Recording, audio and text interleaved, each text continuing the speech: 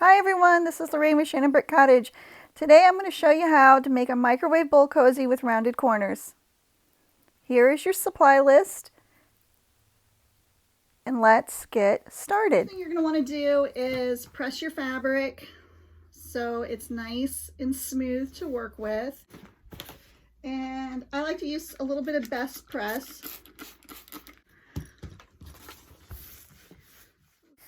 So now we're ready to cut our fabric. You can use scissors or a rotary cutter. And I line my lines up so I get a nice straight cut. And then I'll slide her over, cut this little end off. So I'm going to have a 10 by 10 piece. So there's one. This is going to go in my scrap basket for another project, maybe a little quilt applique project. Basically doing the exact same thing. 10 by 10 blocks. Look how nice that cuts. So we need 2 pieces of these. So we have our 2 pieces of batting, our 2 pieces of fabric. The first thing we're going to do is pin or clip each one of these fabric pieces to the batting. And this will just hold the fabric from shifting. Stitch on the diagonal here, this way and this way on each piece, and create an X. And that's going to hold it all together for us. Just 4 is probably a little bit of an overkill, but I'm not going to switch and put a walking foot on my machine because this fabric and batting is just really not thick enough even when we get it all together. I'm just going to use a regular piecing foot. Each time you start a new project, you really should switch out your needle. You'll get better results. Use a Microtex or a quilting needle. I'm going to go with the quilting needle. Okay, so we're just going to sew our simple X going from corner to corner on each one of these. Let's give it a little back stitch. Let me tuck that tail under so I don't get a mess. And you could draw a line, but I'm just going to eyeball it. I'm going to grab the next piece. And we've got half the X done. We'll go through and do the other side. Okay, we're ready to mark the darts in it. So our next step is to mark the darts. Now, if a mistake is going to be made, this is where you're going to make it. Trust me, I did it on my first one. Is you're going to fold it with the batting on the outside, your 2 right sides together. You're going to take a ruler and you're going to mark in 2 inches and up 1 inch. Pin, since it's not going to show on my fabric, and I'm going to mark that on the fold. And what you're going to do is mark a diagonal line across the corner like that. And you're going to do it on the opposite side as well of the fold. So 2 inches in, 1 inch up. We marked our 2 corners. What we're going to do is you're going to turn this. You're going to open it, and then you're going to close it. So away from you is your marks. And then you're going to repeat on the fold. You're 2 inches in, you're 1 inch up.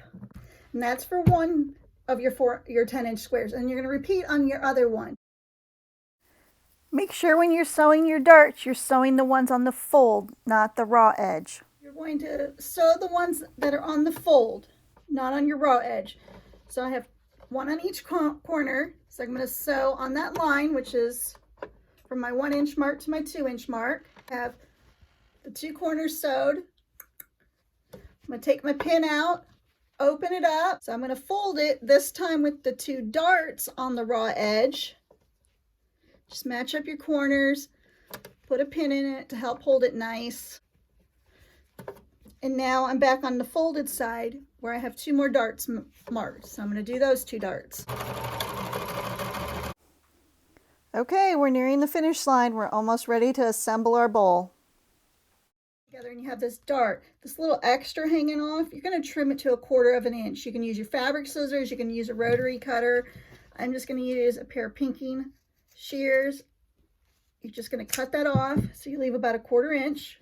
I'm going to do that on all 4 corners. The next little thing we're going to do is we're going to round off the corners. It gives it kind of like a nice finished look. This corner here, and this is where my little ramekin, where you could use a jelly jar or something that's going to help you make a nice round edge. And I'm going to lay it, and I just kind of line it up, push it up until it's even with the fabric. And then I'll do it on this side.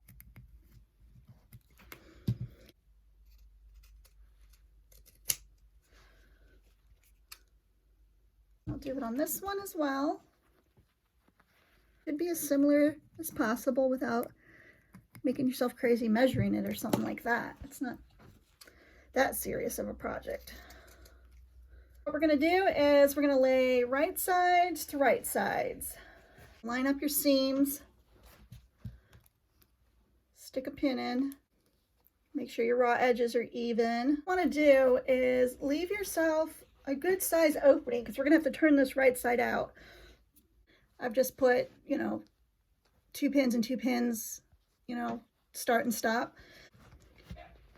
And the seam allowance you could use 1/4 inch up to like 3/8. And I do have a ton of pins in there because I just don't want it shifting around on me. The seam gauge underneath my presser foot, right where I want it. So I'm just under 3/8 of an inch, a little bit more than 1/4. And then I put the magnet up against that. I can keep a consistent seam allowance. Gives me a little guide. It makes me feel happy. So I'm going to pull out my pins as I go. Don't sew over your pins. You'll bust up your brand new needle you just put in there. Nice and slow over the darts. There's a lot of bulk there. Okay, so this is what you have. It looks wrong because the wrong sides are out. So what you're going to do is you're going to reach into this little opening, pull it right side out. And I do have one of these turning sticks. I don't know what they're officially called. I'm going to use the rounded end so I don't poke through. I'll just kind of press it up in there on the seam allowance. So then you have this little opening. I'm going to tuck these in. I'll probably take this over to my iron and give it a little press so it's nice and crisp. And I'm going to top stitch the whole way around.